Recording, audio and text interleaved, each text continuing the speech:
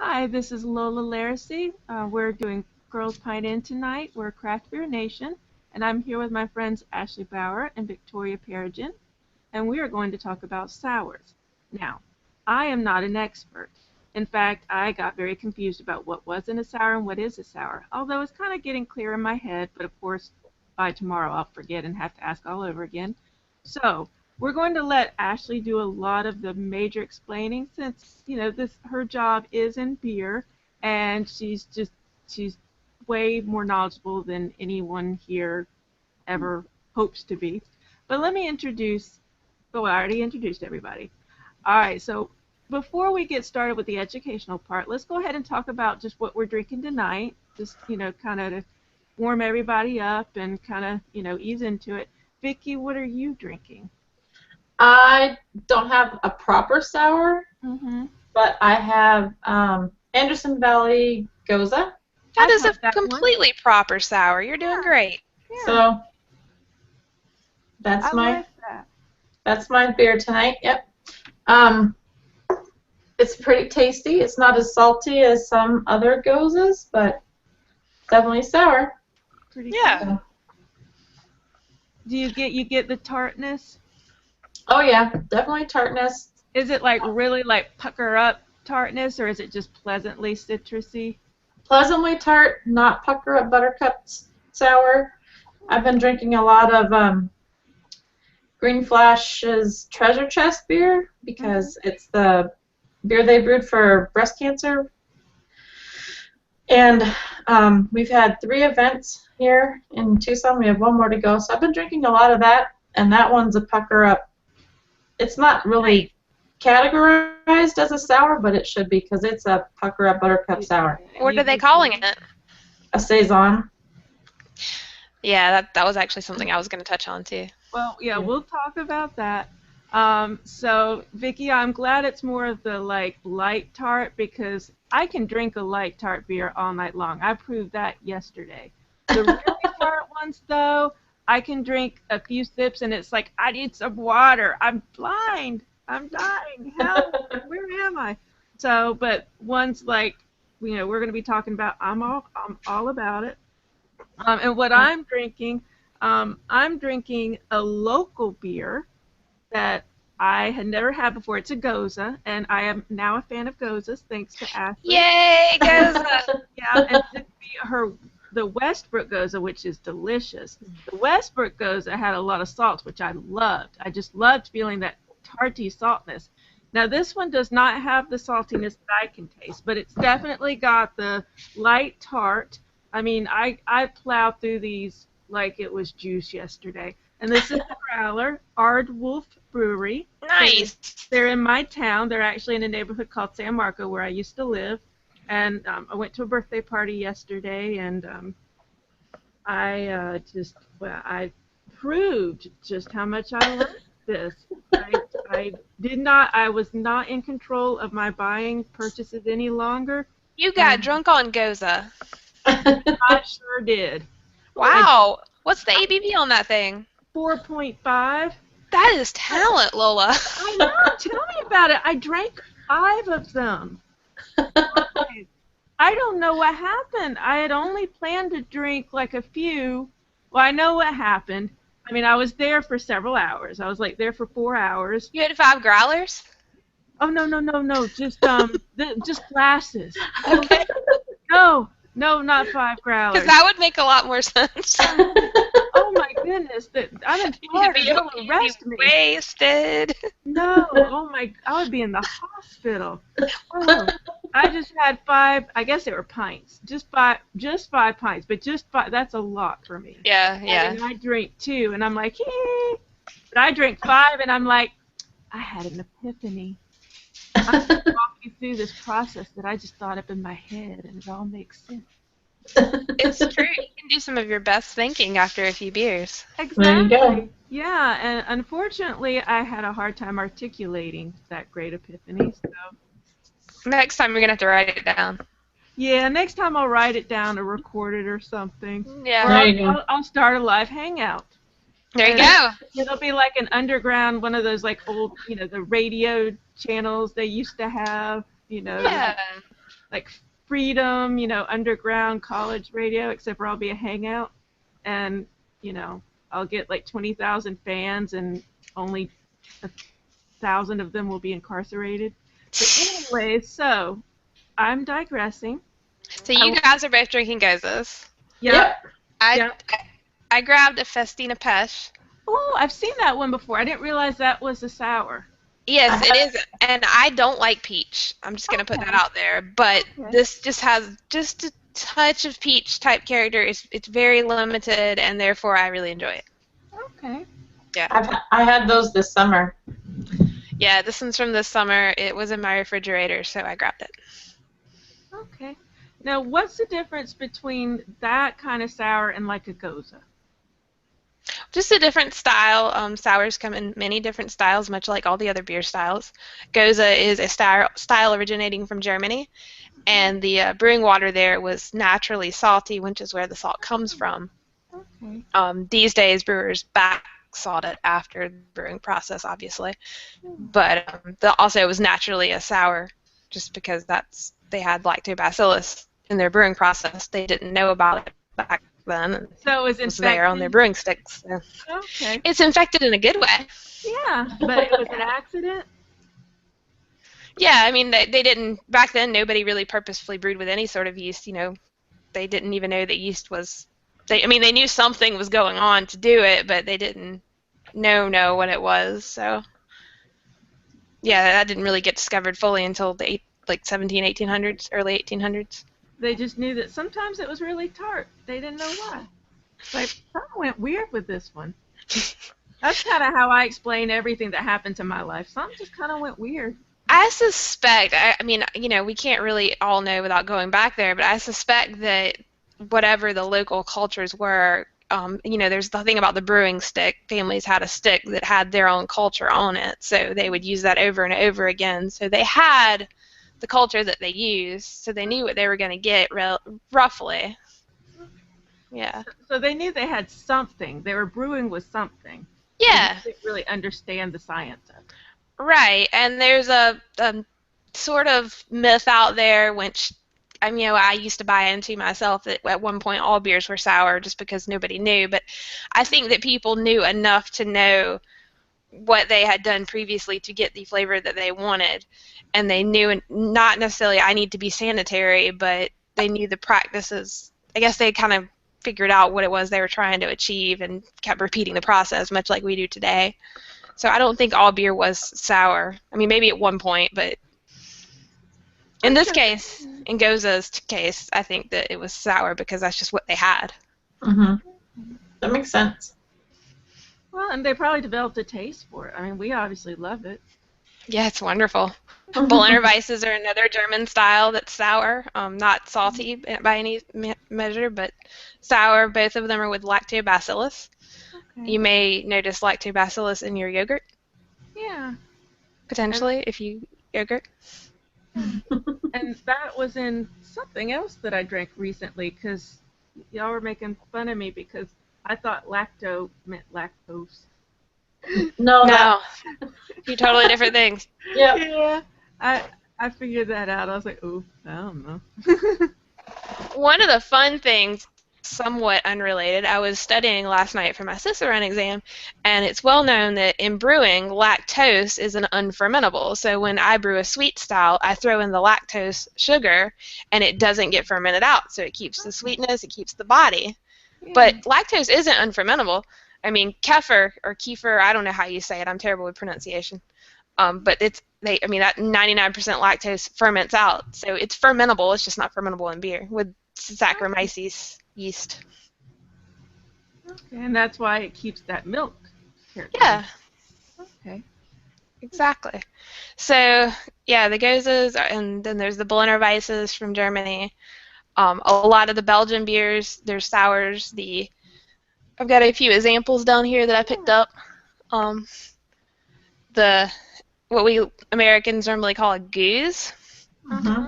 I think the Belgians call it like Geuzer or something like that. I would butcher it.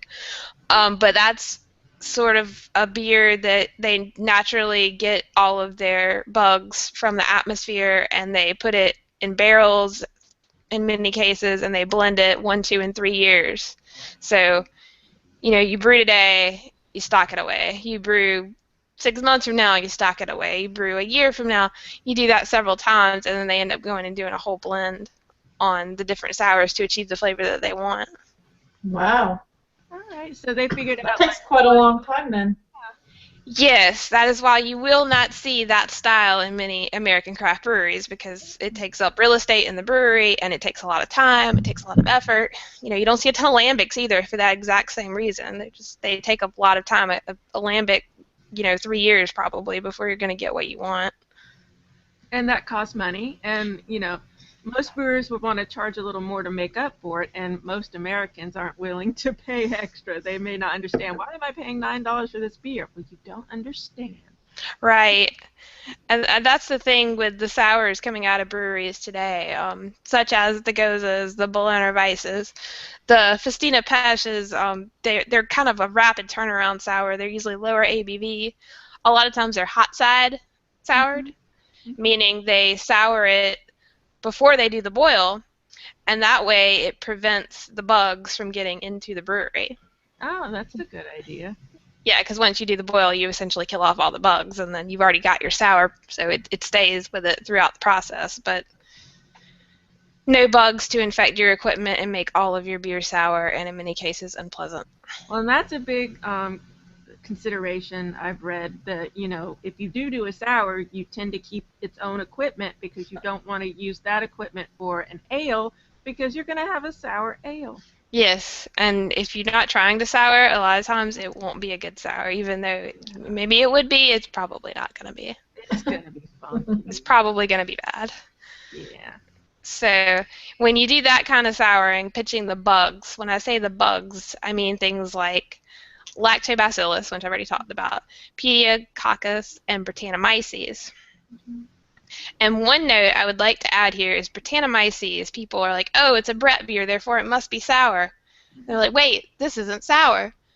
Brett in and of itself is not a souring bug. Brettanomyces is barnyard, it's farmhouse, it's horse blanket, it's sweaty gym socks. Sounds crazy, but get a 100% Brett beer, and it's quite good. I was just drinking Femme Fatale Noir by Evil Twin tonight, the 100% Brettanomyces fermented black IPA. I love how the Brettanomyces plays with the hops. Brett IPAs are starting to kind of take off. I don't know if you guys have any in your market. Not that I know of, unless Not it's. that I Have know you ever of. had a Brett IPA? Not that I know of. I would have. Yeah, I don't think so. Yeah. Around here, we've got Wicked Weed. I'm sure you've heard of Wicked Weed by this point. Yeah. I've heard of Wicked Weed. They do a 100% Brettanomyces IPA. Like I said, Evil Twin, I just had one. And then Revelry out of Charleston is going to be doing a 100% Brettanomyces IPA. So that's kind of cool. Yum. So it gives its own unique flavor, the Brett. Yeah, funkiness. Sweaty gym socks, barnyard, horse blanket. Good stuff. But Not necessarily sour, but a lot of these sours, like the Goose, or Gruza, or Goose, or however you want to say it, they have Brettanomyces in them with the lactobacillus and the pediococcus and all those little guys. They play together and they make this wonderful little beer. And it makes a good blend. It's like you get the sour from the lactose, but then you get that weird funkiness from the Brett, and you put them together, and it's just something magical happens. Yes. I wish you could have tried Goza Gone Wild. I would have loved that.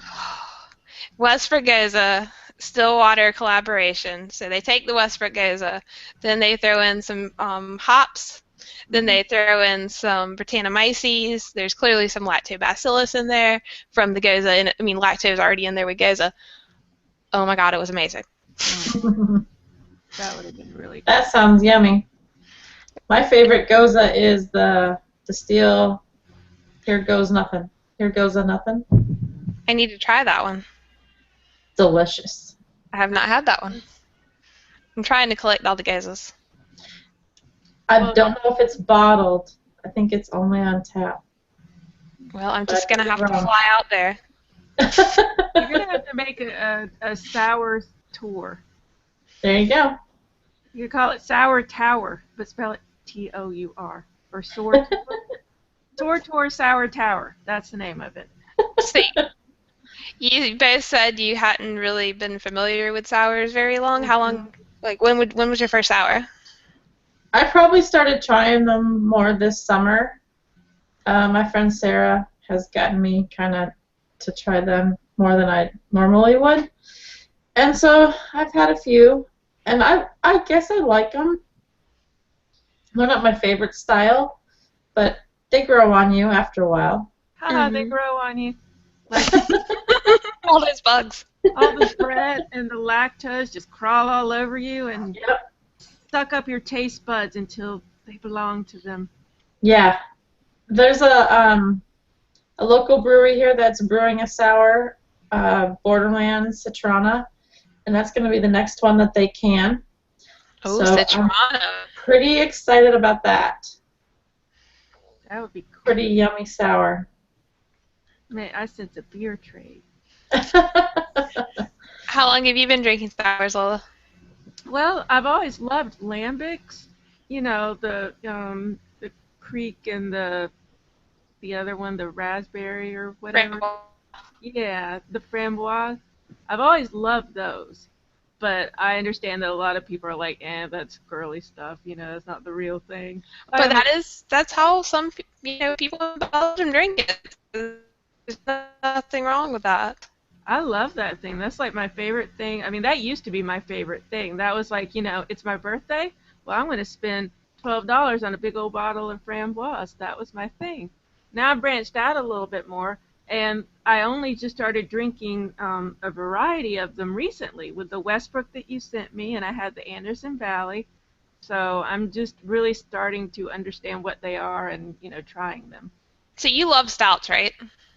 Yes, although I find that I'm getting away from that a little bit. I've always loved stouts and ales, but now it's like after drinking, Goza all day yesterday, it's like I don't want anything heavy. I don't want anything dark. But yeah, I've traditionally been a stout and ale person. I was going to suggest this to you because stouts were my first true love, and in recent years I've really taken to the sours. I still love stouts. I still love a bunch of other styles, but sours I have a fondness for. This beer is called Tart of Darkness. I've heard of that. People talk about that all the time. The brewery. Yeah, the brewery's out of California, and Tart of Darkness is a sour stout. And I must say it is probably in my top 3 as far as favorite beers ever. Okay. You get, the slightly chocolatey maltiness of the stout, the body of the stout, and then you get a really good sour. I haven't tasted it in a lot of other beers. It's really, really good. Does the tart part just kind of wash over you and just kind of like... You're swimming in tartness and darkness. So wonderful. I love that. It's almost like when you get chocolate and like some kind of jelly candy, You get the chocolate and then you get like the tart jelly type thing. It's like, ooh, I like this. Where you been my whole life? It really is truly amazing. And I picked a bottle up in Florida, so I know they distribute down there. I've never seen it where I am. I picked it up at Total Wine, somewhere between where you and Jeffrey live, so I don't remember what city. There was a Chipotle. That's every It was off 95. There was a Chipotle. In fact, that's where we were going, and then Total Wine just happened to be right by the Chipotle, so we're like, well, we're here. You gotta think that's smart. They have an alcohol place and then burrito type place. They go hand in hand. There you go. They do. You get your beer and then you're like, I'm hungry. I want a burrito. Yeah. Well, look, I mean, I've been up and down every aisle here at our Total Wine, but I'll look and maybe I'll even ask them. I hate asking people stuff. It may be a seasonal thing. I don't know enough about the brewery. I'm not an expert in that regard. I've bought a bottle in North Carolina in November, but see, I had it on draft in Virginia in September. So maybe it is year-round. It's probably just rare, baby. Yeah, I'm sure it's not heavily distributed, but it was on the shelf at Total, so. Well, I'll look into it because if it's in Florida, I want it. Yeah, you got to try it. It's awesome. Okay. You need that in your life, Lola. Yeah. I do. I may have to be alone when I drink it, though. Another really noteworthy one. Have you guys heard of Crooked Stave? Uh-uh. Yes. Yeah, they're out of Colorado, Denver. They're all barrels. They do a bunch of different saison type things. Saison in and of itself, that's what I was going to mention. Saison isn't necessarily sour, but there are a lot of commercial breweries these days that are producing saisons that are sour. Mm-hmm. There's nothing wrong with that. It's just saison doesn't necessarily need to be sour. Like, so Right. if you order a saison, don't expect it to be sour. There are breweries who are doing saisons that are, but there are just as many saisons on the market that are not sour at all. Will it say if it's made with like the lacto, or it won't say? Not necessarily, no. Sometimes. I don't know if the Green Flash one is or not. It's basically their Le Freak brewed with plums. So it might get the sourness from the plums, and then it's aged in wine barrels, I believe. Right. It looks like pink grapefruit juice, and it Seems like puckers up, but it's delicious. I've been drinking quite a bit Yeah, of there's it. nothing wrong with it at all. And Crooked Stave has a saison that's just says saison on it, but it's sour. It's not overly sour, but it still has sour character. And that's probably just because they use like the lacto instead Yeah, of maybe they've bread. got the barrels, and the barrels already have their own microflora in them that they've either cultivated, through the Colorado air, or they've pitched it themselves and just left it there to grow in the barrels because you can't sanitize wood. So No. wood is going to have a nice environment for microflora to grow, like the lactobacillus and the bugs. So they just keep repitching beer into the barrel, and it gets to that same sour level. And a lot of times these breweries will end up blending it. They'll have a bunch of different barrels, and one barrel will have this character, one barrel will have another character. They say, well, this one's good for this one's good for that. If we put 2/3 of this one and 1/3 of this one, it's going to be the beer we want. I don't know. There's Jolly Pumpkin in Dexter, Michigan. They've been around since 2004. I've heard of them. They brew a regular beer. They ferment it out, and then they put it in barrels and sour it after that. And all they do is sours, right? Yeah, they do a bunch of sours too. Some of their stuff is barely sour, Right. but it's still quite good and enjoyable. Mm-hmm. I haven't had anything from them that I didn't like. Do you think they do the mixing a lot, the blending? If you said that some of them aren't, okay, so they probably kind of like, they can engineer it to be like, well, we want this to be 3/4 tart. We want it to be this level of tartness. Yeah, I mean, I think, I haven't had first-hand experience with this, but I think that as a brewery, you have your barrels, especially your souring barrels, you end up using them several many times. You kind of know that barrel named Bob is going to produce this type of character, and consistently Bob is going to keep producing the same character of beer. And maybe Felix over here is going to produce a little bit less tart beer, but a little bit more funky. And you know that when you put Bob and Felix together, you've got La Terroir. Bob and Felix. I may have actually cheated and stolen some New Belgium names there, but Oh. yeah, you have to hear Lauren Salazar from New Belgium Brewing talk about her beer. She's the blender at New Belgium, among many other roles, and it's just amazing to hear her talk about all the different sours and blending and barrels and fooders and That's yeah. so cool. It is like an unofficial science. It really is. One of my favorites, and this is a relatively new brewery, is the Rare Barrel. They're in Berkeley, California. They don't even have a brewery on site. Oh. They have, like, I don't know, 200-300 barrels just stacked up in the room. And they actually go and make their wort at other breweries and then bring it back and ferment it either in the stainless steel fermenters, or they go ahead and throw it straight into the barrels, depending on what it is they're doing. I think most of them, they stainless steel ferment in traditional conical fermenters and then go to the barrels. And it's cool because they actually came up with the name The Rare Barrel off of a story with Lauren Salazar and her barrel aging, because she's really cool. I kind of have a girl crush on her. That sounds awesome. Sounds like a wonderful lady. I want to hear about blending in the different barrels and stuff. That's cool. Yeah, it's pretty neat. Sour beers, like brewing in general is really fun and creative, and you can do all different things. And then you go into sours, and there's just a whole different level of creativity there with the blending of the different beers that you've brewed. And so much of it is just, surprise. It's like, what is this going to produce? Exactly. My. Yeah. Mhm. Yeah, like barrels are increasingly hard to come by on the market, and you get one and you treat it with the proper, I guess, sanitation methods to get what is in there out before you start pitching your bugs or start collecting your bugs from the local area or whatever your method is. And, you may have 3 barrels in a row that you've treated the exact same way. Mhm. And maybe you're trying to collect local bugs and you're going to end up having 3 completely different profiles in sour because just different bugs took up residence. Yep. Is it hard to It's kind of a control? crapshoot. Yeah. Yeah, that's what I was thinking. Is it hard for them to control? I mean, if they're just kind of saying, well, let's see what these bugs do.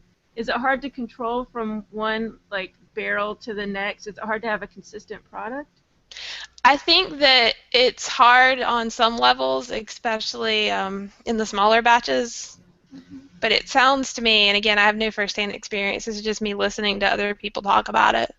But it sounds like you kind of get to know your barrels and kind of have a goal of what flavor you're looking for.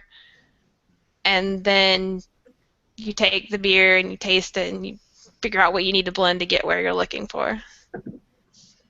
Or some people do it the opposite way and they just do some barrels, see how it turns out, and then say, oh, well, this tastes like XYZ, so I'm going to call it this. I could see you could do that. You could be like, this is my special reserve blend, number 40. It's going to be tapped during this night, and that's how they could get away with it. It's like, it's its own thing. It doesn't have to be consistent. Yeah, That would be fun, but that's hard to market because you can't have every beer be a special release. right. No, I think when you're talking New Belgium brewing level, they've already got a bunch of barrels that they know they're going to come out like this, and they've got a specific recipe of wort that they know when they put it into these barrels it's going to come out like this. And it may be a little, I mean, every barrel may be a little different, but in general, when you throw all those into one big fodder, I can't pronounce things right. Yeah. It ends up being Felix. It One of evens their, itself out. yeah, Yeah. It's like the law of averages. If you put enough in there, you're going to get what you want. yeah, exactly. I think that. It's pretty cool. They're generally time-consuming beers. The hot side sours that are becoming popular, like the Gozas, you can turn around almost as quickly as you can a normal ale.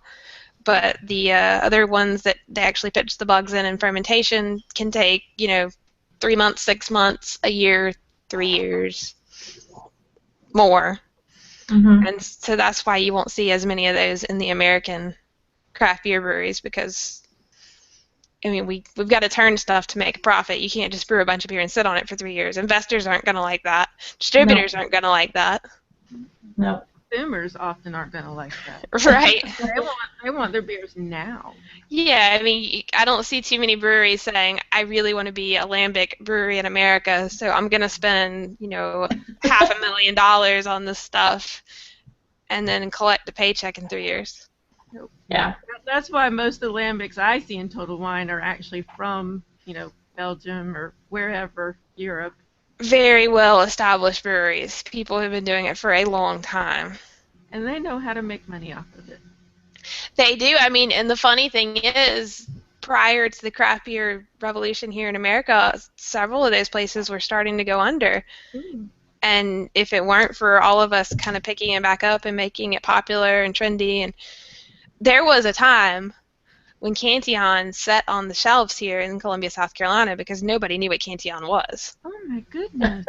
I mean, nobody had a clue. I probably, when I was, shopping there in 2007, it was probably Cantillon on the shelf, and I had no idea what it was. Mm-hmm. But now, there's huge lines to even be able to get to distribute it, much less buy it. Yep. Funny how things just catch on like that.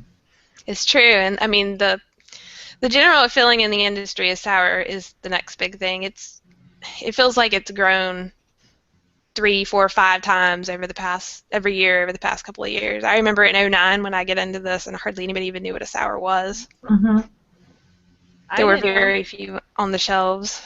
I mean, I knew lambic, and that's I didn't even know it was a sour. I didn't know what to call it except for I would call it a lambic. Yeah, So I didn't know. I didn't know I liked sours. I just knew I liked lambic.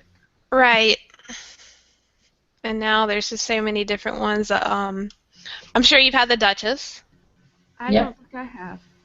You need to try the Duchess. That's a Flanders Red. Okay. It's good. There's it's a sour, but it's a little bit of sweetness to it too. Okay. So I was wondering the red. See, when I hear red, I think red ale. It's a red in color when you pour it in the glass. There's also Flanders Old Brune, which is a brown. Okay. And now, does that have more of the funkiness or is it the tartness? It's more tartness. Okay. Yeah.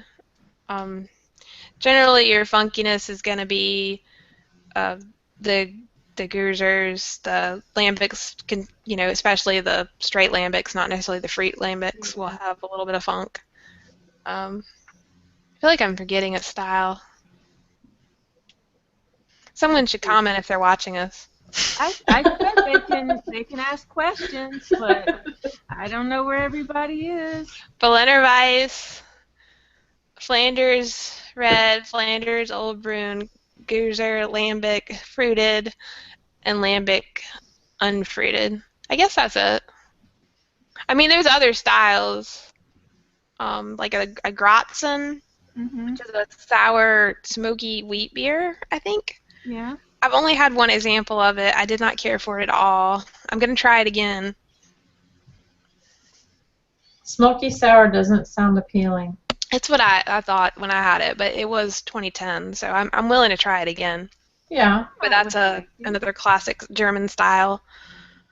I think there was one called, I'm going to say it long, like Pharaoh or Frau, the Belgian. I mean, there's a lot of classic styles that aren't brewed anymore that had some sour character to them that we may see pop up over the next several years as sours become more popular. They'll come back for sure. Well, they're bringing other stuff back. Yeah, more and more breweries say they're starting a sour program. If you have a sour program in addition to all your regular ales, you can afford to do it a little bit better. Mm-hmm. And I guess they might, they have their dedicated equipment, like you said, and they might even have like a sour specialist, maybe even like a sour brew specialist or something. That's their job. I think you got all the styles. I'm looking up my BJCP app. I think you got them all. And Wicked Weed, when they started, they did some regular beers, and then one of the guys wanted to do sours, and the other guy's like, "You are not bringing sour into this brewery." So, I think he was basically dragging his barrels out to the parking lot to fill them to make sure Poor guy. the Brett wasn't getting into the brewery. So if you have now they have the Funkatorium that they just opened up that's only sour beer. So they have a regular brewery and a sour brewery. There you go. I bet whoever said that is eating their words now. So where does the Goza fit in on the categories? It's not a category in the 08. I don't want to say that Westbrook was the one who brought it back. To me, as a South Carolina person, it was definitely the first time I ever saw a Goza other than the Leipzig Goza. Mm-hmm. Maybe they did bring it back. That would be pretty cool. But ever since then, it's gotten more and more popular, and now they're going to be adding it to the new style guidelines for BJCP. So that's pretty exciting. There's still not enough brewed on a commercial level, so the Brewers Association doesn't have a Goza category. But there's been I've seen in the past couple years at competitions more and more people submitting Gozas into the specialty or category. So it's nice to see that the BJCP has kind of come around. And if home brewers are doing it more and more, then breweries are going to do it more and more. Exactly. Well, at my little brewery, I was surprised when I saw they had a Goza. Not only that, they had a regular Goza, and they also had a hibiscus one with some other fruit in it. Really? Ooh, yummy. It was pretty good. You need to go get growlers from me. How well do those transport? I don't know. I don't know either, but I would try that for sure. I'm sure that there's a reason I have to drive to Jacksonville soon. I think so. And I think we'll go to Aardwolf, and we're going to make sure we'll get the growlers and come back to my apartment. So if I do get stinking drunk, only you and your friend will know it and not everybody else. And then I'll be able to just fall asleep on my couch. We've all been there before. I don't know, but they're so light. That's one of the reasons why it happened. I've gotten drunk on Goza, but not straight Goza. Like, I got drunk and then I started chugging Goza. It's just so easy to drink. I've almost drank this whole one, and I'm being conservative. And I mean, you guys have seen the Westbrook Goza can, have you not? Yeah. Uh-huh. So it doesn't really look like a beer. Mm-mm. And you get drunk enough, and this will be fine on the streets of Atlanta. No one will ever know I'm drinking. That's how I am with wine. Because wine can look like juice. But anyways, so No, Goza's great. I love it. I love it too much. I gotta learn to just sew my mouth shut or something. I don't know what I need to do. All right, we're pretty much at the half-hour mark. Any last thoughts? Just if people listening to this haven't tried a sour, they should definitely try one. They're amazing. 3 sips, always 3 sips. The first sip is always going to be funky. Yeah. The second sip is going to be a little bit more normal, and when you get to your third sip, this is actually kind of pleasant. I mean, in most cases, when I've told people to do the 3 sips rule, the worst I get is, oh, well, yeah, I just don't like it, but it's not bad. So. And give it a few tries. Don't just try one. Try a couple, because it's kind of an acquired taste, especially if you're used to drinking IPAs all your life. Making the switch to sours is kind of drastic, but they're enjoyable. I like them. And try different kinds. Like we said, they're all different. Different strains of yeast, so made different ways, different levels of salt. And different areas of the country are going to be different from other areas, and different breweries have different methods.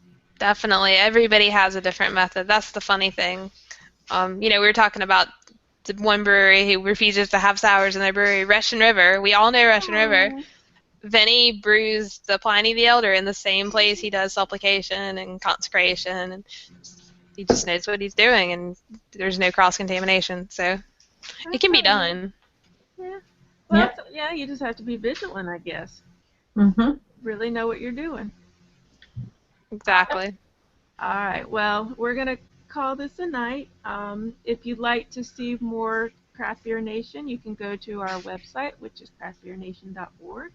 Or you can go to our Google Plus community, Twitter, Facebook, Instagram, and other stuff that I can't remember right now. For Craft Beer Nation, I'm Lola Laracy, and Ashley and Vicki. Cheers with my empty glass. Cheers. Cheers. All right, bye-bye. Good night.